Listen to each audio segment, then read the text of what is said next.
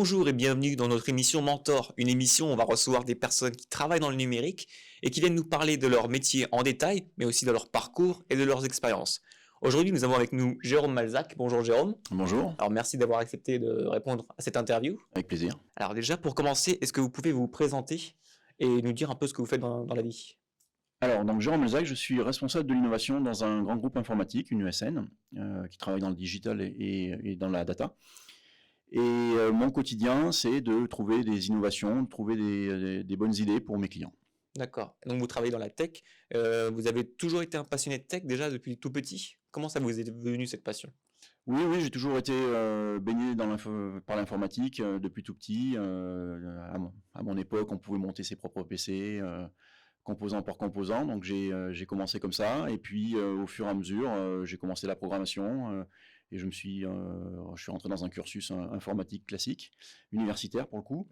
Et ensuite dans une ESN pour occuper différents postes de développeur, de responsable de projet, jusqu'au poste actuel de responsable de l'innovation. Donc avant d'être directeur technique, il faut passer par plusieurs déjà travail comme développeur, il faut faire plusieurs choses d'abord avant. Oui, parce que c'est un métier qui demande beaucoup de technicité, et donc il faut vraiment avoir une overview assez précise et assez détaillée des différents frameworks des langages de programmation, et des différents métiers aussi qui sont assez nombreux dans l'informatique.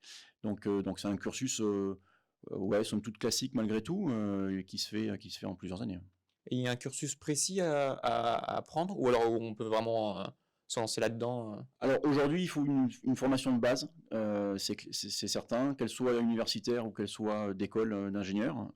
Il faut pouvoir commencer par les langages de programmation classiques, et ensuite les entreprises. Une fois qu'on est dans une entreprise, de toute façon, on s'aperçoit que malgré tout, la formation, qu'elle soit universitaire ou d'école, est un petit peu différente des attentes des entreprises. Et donc c'est dans l'entreprise elle-même qu'on apprend le plus, et qu'on progresse le plus vite. D'accord. Et en quoi alors votre métier, en quoi il consiste? Quelles sont vos missions principales en fait? Alors moi, au quotidien, je suis les tendances, j'explore un petit peu toutes les nouveautés, toutes les dernières innovations, je les teste, je vérifie qu'elles soient utilisables, industrialisables pour mes clients, et ensuite derrière, je vais faire cette acculturation de ces innovations, promouvoir ces innovations chez mes clients pour qu'ils puissent les intégrer dans leurs projets informatiques. Et en général, ce sont des innovations qui ont une plus-value business pour mes clients. D'accord. Et donc il y a tout un travail de veille, comme vous avez dit justement. Beaucoup de veille. Le truc le plus important, c'est la veille. C'est la veille, je participe à de nombreux salons techniques, technologiques et innovation à travers le monde. Et c'est beaucoup, beaucoup, beaucoup de veille et de tests pour vérifier évidemment que toutes ces dernières innovations fonctionnent et ont une vraie plus-value. Et c'est un métier d'avenir selon vous? Alors le numérique, le digital, l'informatique au sens large est un vrai métier d'avenir. Il y a beaucoup de choses à entrevoir et encore à développer, notamment avec tout ce qui va arriver, le Web3, on parle pas mal des métaverses. Donc il y a encore beaucoup, beaucoup de choses qui vont arriver, on va avoir énormément besoin de ce type de profil. D'accord. Mais en parlant justement du Web3, Metaverse, mais aussi les NFT, qu'est-ce qui vous fait peur parmi ces choses et qu'est-ce qui vous donne envie? Vous êtes excité à l'idée que ça progresse encore plus?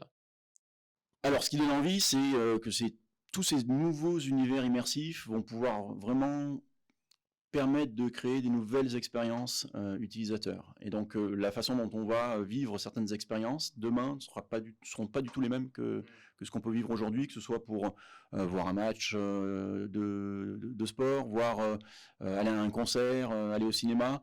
On vivra ces expériences-là toujours dans la réalité, et peut-être mêlées de réalité augmentée, de réalité mixte, au travers de ces nouveaux univers. Il y aura aussi évidemment la réalité virtuelle. Et donc ça, je pense qu'on va avoir des nouvelles expériences passionnantes à découvrir et qui vont vraiment nous faire vivre ces événements de façon très très très différente. Et l'autre point important, c'est que ce seront des expériences qu'on vivra en commun tout en étant à distance des événements.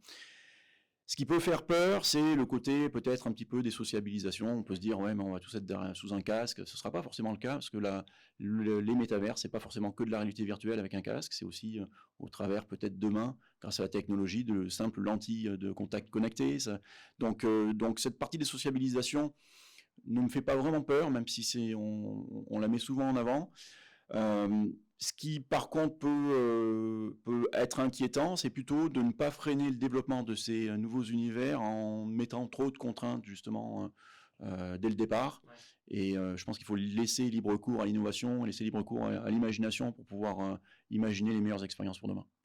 Eh bien, le temps passe vite, mais nous avons déjà terminé cette interview.